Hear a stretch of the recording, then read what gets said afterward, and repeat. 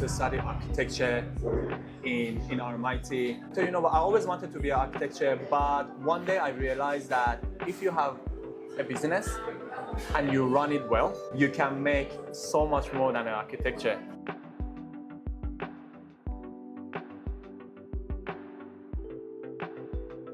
So I'm going to ask you our first question is, what inspired you to become a restaurant owner? I always liked food.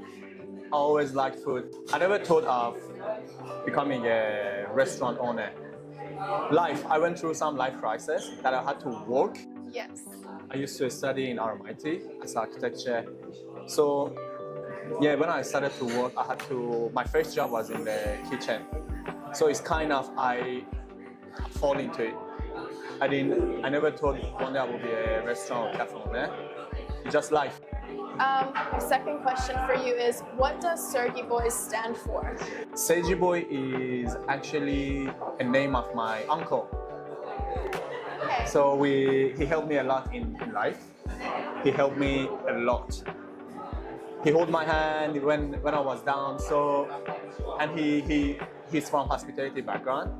So he helped me to open a business. That's why we chose to put his name. Yeah, that's great. And how long has your restaurant been running for? Sergy Boy been running since 2018. Since it's been 7 years. Wow. Almost 7 years. Okay, that's very impressive. Almost 7 years. And can you tell me more about your team and how many staff members you have and how that's working for you? Sure, at Sergy Boy we got a team of 20 people. Overall in the city we got 11 cafes. Wow. In total we are looking after 50 or 60 staff. 20 staff are in Sergy Boy. Yeah, it's very mixed culture. It's from all around the world. Yeah, wow. Yes. That's amazing. Very big family then here. It's big. It's a big family, yes. Okay. So moving on to the technology and point of sale systems, regarding your experience with running a restaurant and enhancing the customer experience, what are your thoughts on the current point of sale systems available in the market?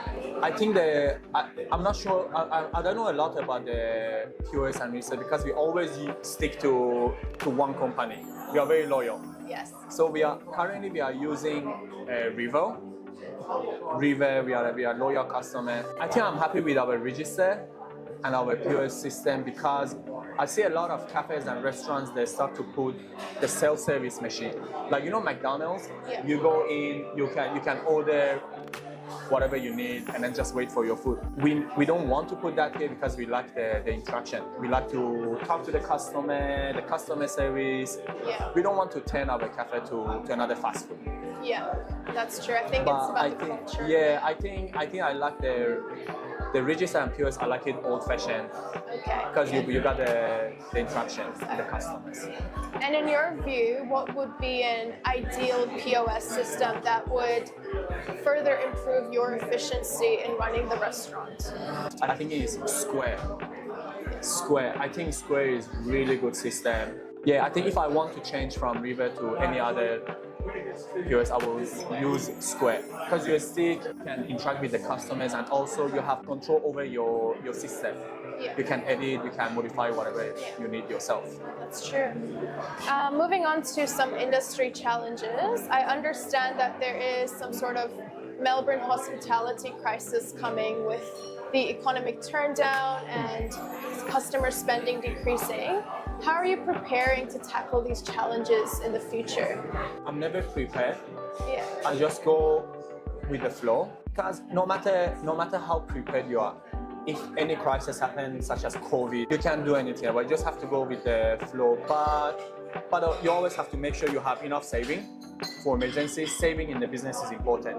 You have to make sure, as a business owner, you always have to have backup. And don't rush. Don't rush into the business. Make sure you find the right location for your business. Yes, that's true. I must congratulate you on a very high rating on Google. You have very loyal customers that enjoy your service. We do.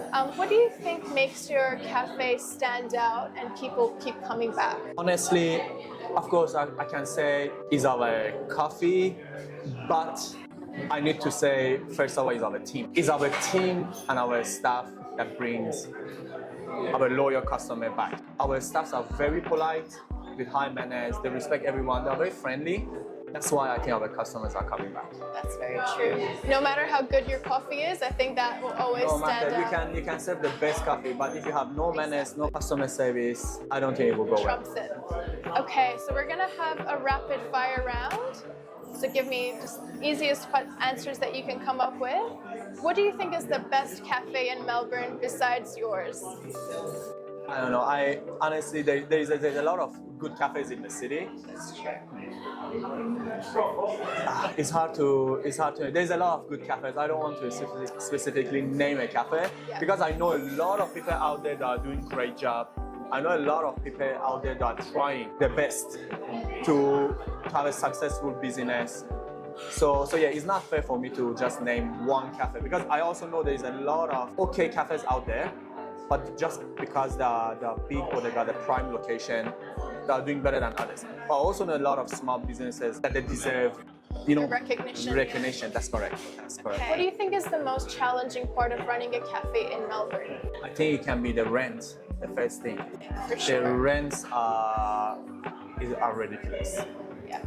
The price of the rents is keep going higher and higher. I personally know a lot of businesses that had to close down just because they couldn't pay the rent. Simple as that. Yeah. The rent and I think staff because it's hard to have to keep your staff long with you and keep them loyal if you don't look after them. You have to look after your staff. So yeah, a lot of people that struggle with the rent, and a lot of people need to learn how to treat their staff. I see. That's very interesting.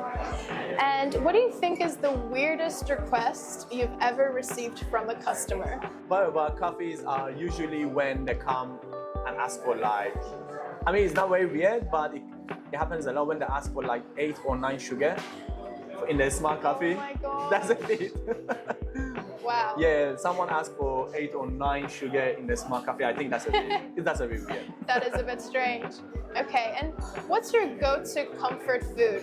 I'm a big red meat lover. I love red meat. I never get tired of red meat. Yeah. Steaks, any red meat. I love red meats, yeah. Yeah, fair enough. Okay, our last question is, do you think QR codes are the future of dining? Maybe not anytime soon, because as a business owner, and as I see our customers, they really like to interact with the barista, with wherever they go. I had a lot of opportunity to put QR codes in our business, but we never use QR code because, as I say, for when someone comes to a cafe and spends, let's say for a coffee, $5 for a coffee, I think it would be better and it would be nicer to talk to your customer, get to know them, know their name, remember their coffee, show some manners instead of someone just come in, scan a code, pay $10, get no service, and just walk out. You can get that in 7-Eleven. That's very true. Yeah. I think the QR codes might be the future, but not for our business. We like to interact with the customers. My name is Duffey, Iranian background. I'm Iranian background. Obviously, I came from immigrant family. I'm not sure how I end up in the industry. As I said, I used to study architecture in RMIT. I went through some life crisis that I ended up working in the hospitality in the kitchen. That was my first job. I thought, I always wanted to be an architecture, but one day I realized that if you have a business and you run it well, you can make so much more than an architecture. No disrespect to architectures, but yeah, I thought when I reached age of 25, I realized that I need to earn more money. So I saw a lot of people, a lot of business owners that are making so much more, especially cafe owners. And this is pre-COVID. Yeah. I don't know if it's still the same, but yes. So I decided to enter the hospitality, and as I mentioned, with help of my uncle, it was easier for me to succeed. Alone, it was much more harder. And yeah, here I am. That's amazing. It's an incredible story. Thank you, Duffey. Thank you. And you are in a very beautiful space as well. I think Thank you get you. to appreciate the architecture of Melbourne around you. I do. In your cafe. Yeah, that's a great mix. Thank you. It was a Thank you pleasure so to meet you. Likewise. And that's all good. Thanks. Thank you.